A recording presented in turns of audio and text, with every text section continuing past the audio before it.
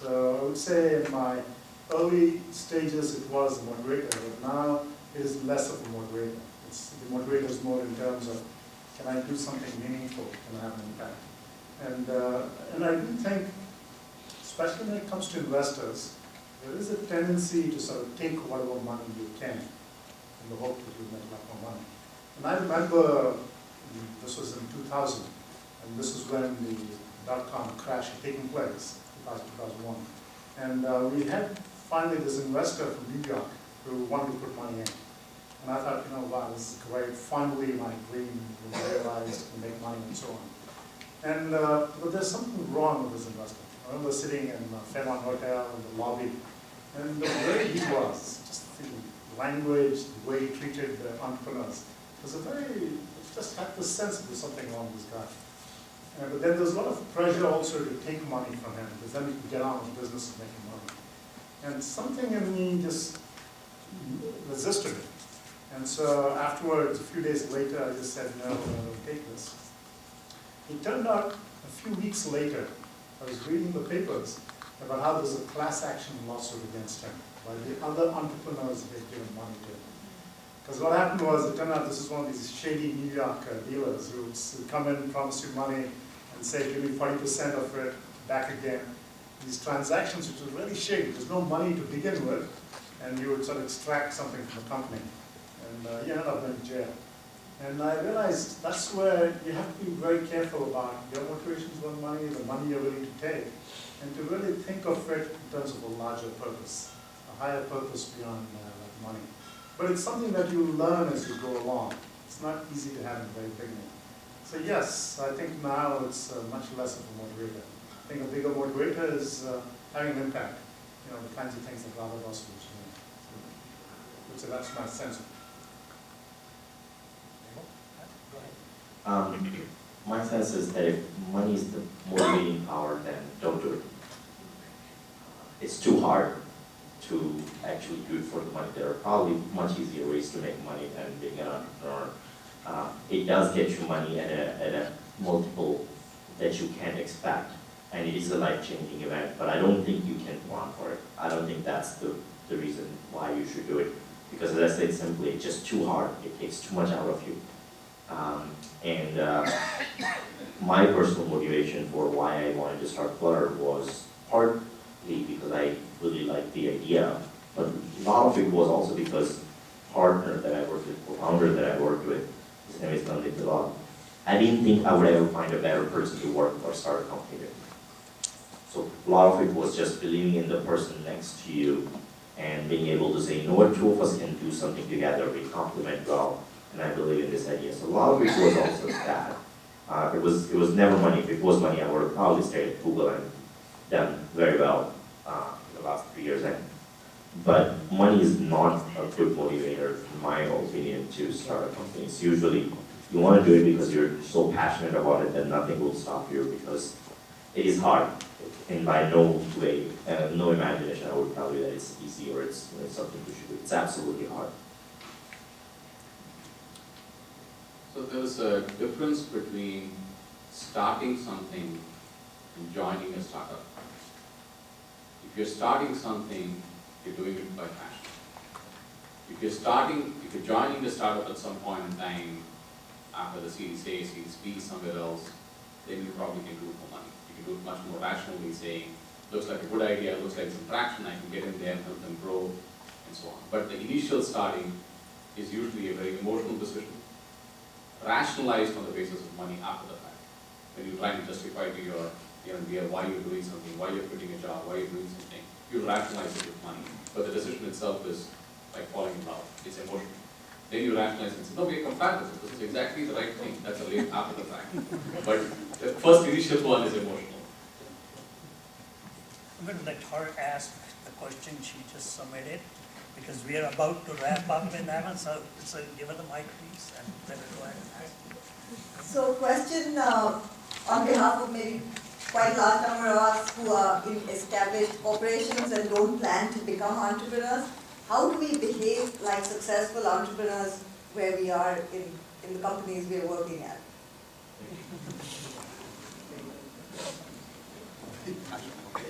Really, go ahead.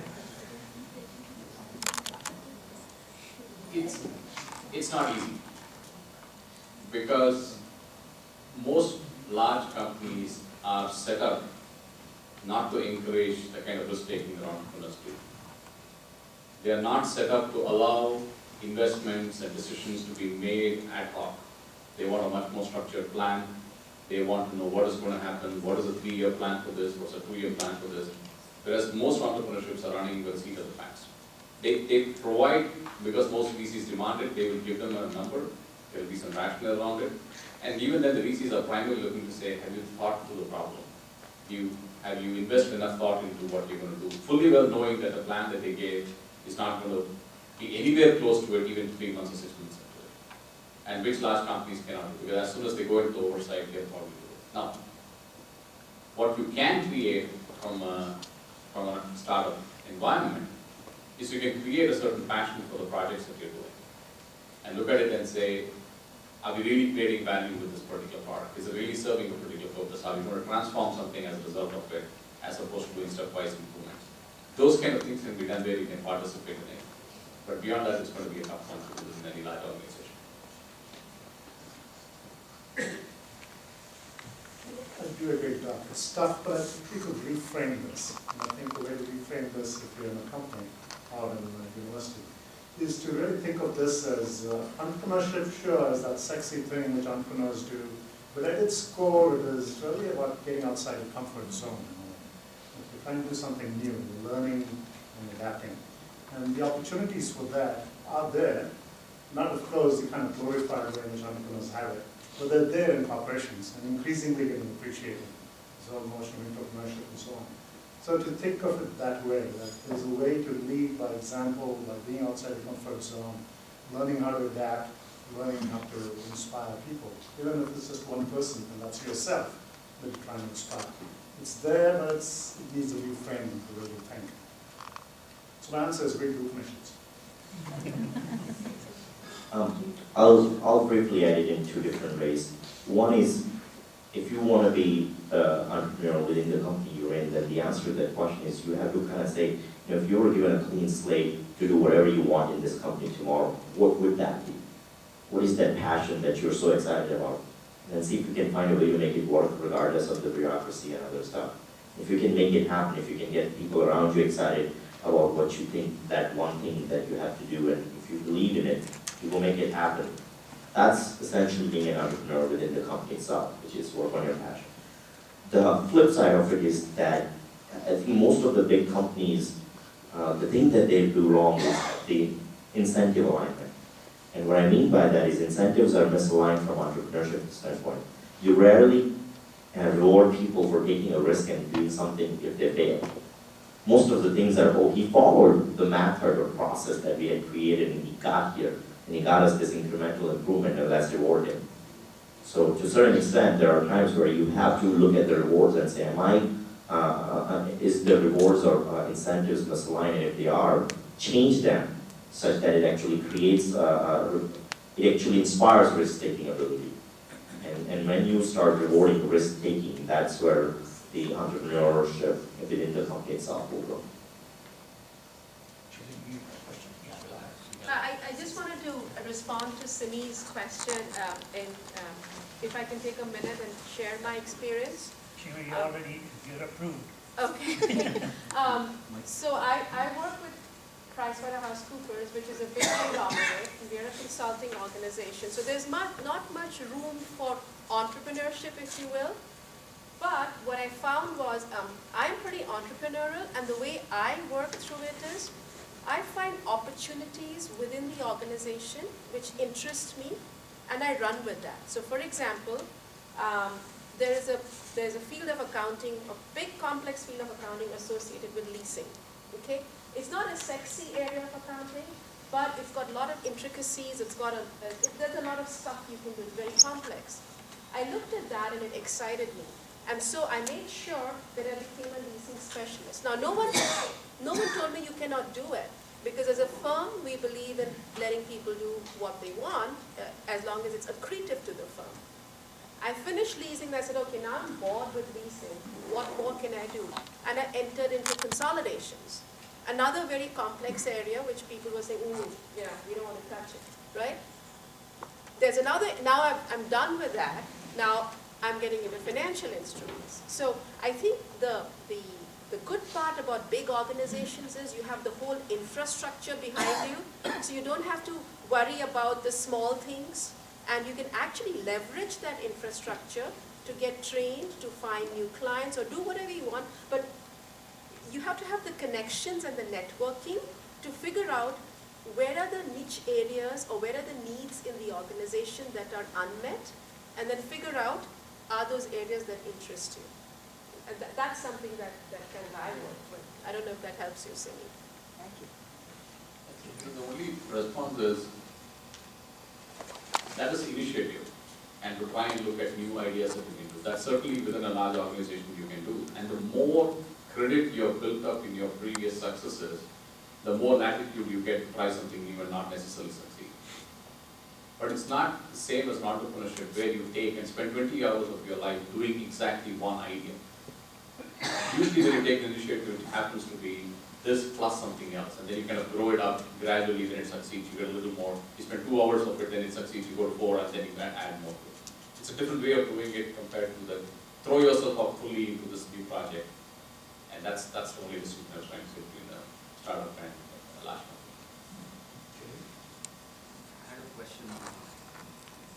I had a question about culture, and I guess this goes back to hiring really smart type A, as they call them now, individuals who are likely to have a massive impact on the company versus someone who may not be as talented but is more collaborative and is less likely to disrupt.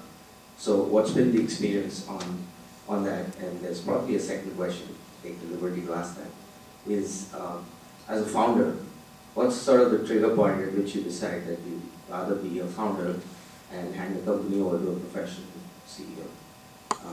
Two different questions, but I thought I'd just jam that in and hopefully I'll get answers to both. I'll try to tackle that. I don't know. I'll answer the second question first, which is I don't know the second answer to the second question.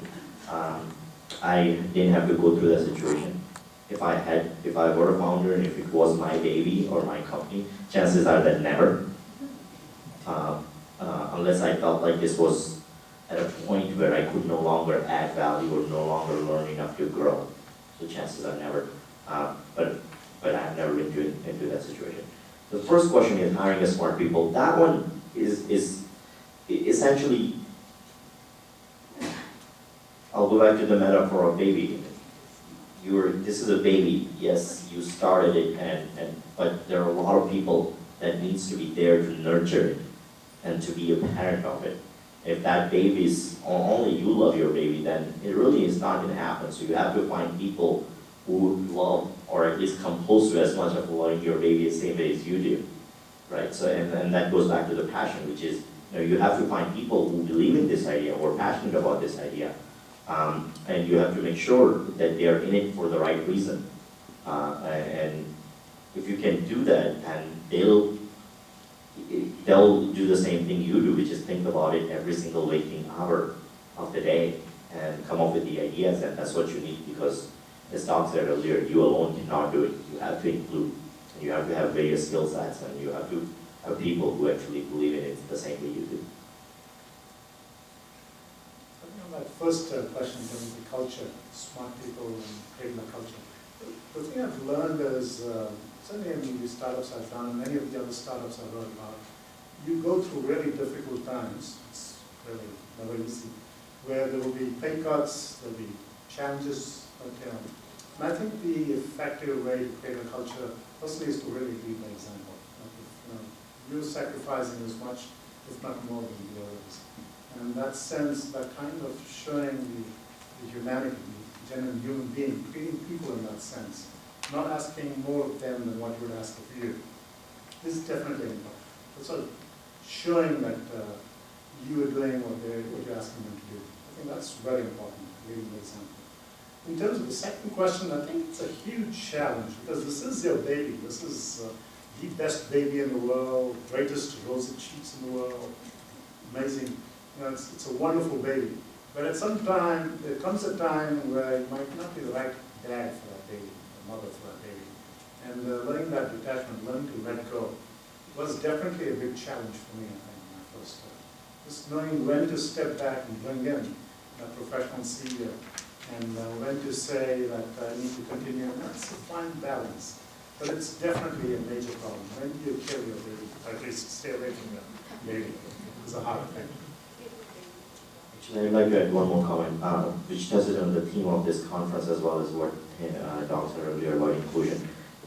By that, there is also a level of transparency that startups and specifically VCs investors of past weren't used to, and they didn't appreciate. And for us, I can tell you that in a 6 people company that we had, there wasn't anything that was hidden.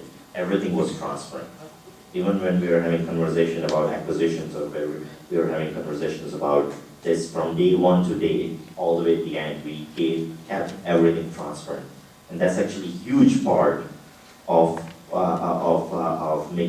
making sure that those people actually feel, one, included, but two, when the things are not going great, they're not surprised by it, they're already there. And what they're doing is actually thinking about how to fix it, just as you are, versus getting surprised by it. So inclusion and transparency is huge. A couple of things I would add is, one, when you're trying to bring somebody in, always focus on, are you getting the best person possible for that? A lot of people often hesitate bringing in people smarter than themselves. They want to be the big kahuna in place, which is the worst thing that you can do. You always want to get the best person for the job, even if that person happens to be smarter than you. In fact, better if the person is smarter than you for that job. That's one thing. The second question to always ask is, are you committed to the idea, or are you committed to the idea of being the CEO or founder? Because in the larger scale, it's better to have a small slice of the pizza than to have the whole raisin. If you are committed only to yourself, you'll have the whole raisin to yourself, which is raisin. That's what it will be. But if you let it expand, if the pie expands to be a large pizza, you get only a slice. That's okay. It's bigger. So you have to be willing to commit yourself to say the idea is larger than your role or what it is, and let it grow to whatever it is. And if it happens to grow better with you being in a number of positions, so be it. If it happens to grow better with you in a number of positions, that's fine too. And you will know it. The only question is, are you listening to yourself, or are you just committed and saying, no, I need to be here? That's the real question. I know that you have a lot of questions for this panel with their knowledge and personal experiences, but I think we are standing between the break and the next break, which is starting in 2 minutes. So I'm going to take the opportunity to thank my distinguished panel by sharing with the exciting pieces of how entrepreneurship and leadership in practice works, and some of the secrets. They will be around. You can get them during the break. And I want to thank the audience for their excellent questions and attention they've given to the panelists for this opportunity. Okay. Thank you very much.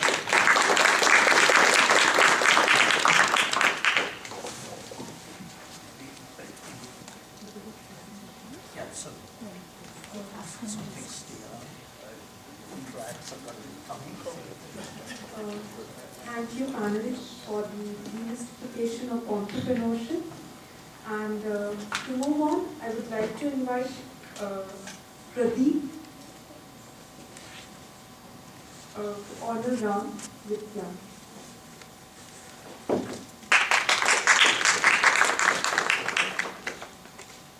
Could I have Krishna? Krishna is here to honor Mehul.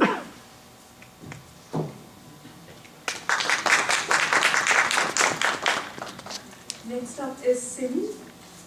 Simi is going to honor Tom.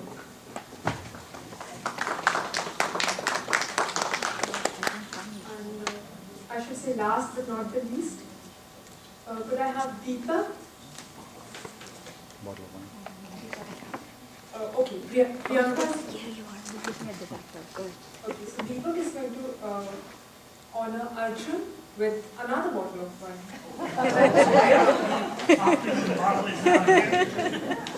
Hey guys, a big applause for Arjun because our scheduled moderator fell sick and we literally knew yesterday, perhaps 12 hours earlier, saying that she's sick, and Arjun was just such a star, he just jumped right in. So thank you, Arjun. Thank you. Now we have another 10-minute break, and after that we all assemble in to have the foods in the room. I would request the volunteers to please come up near the stage so that we can have a quick.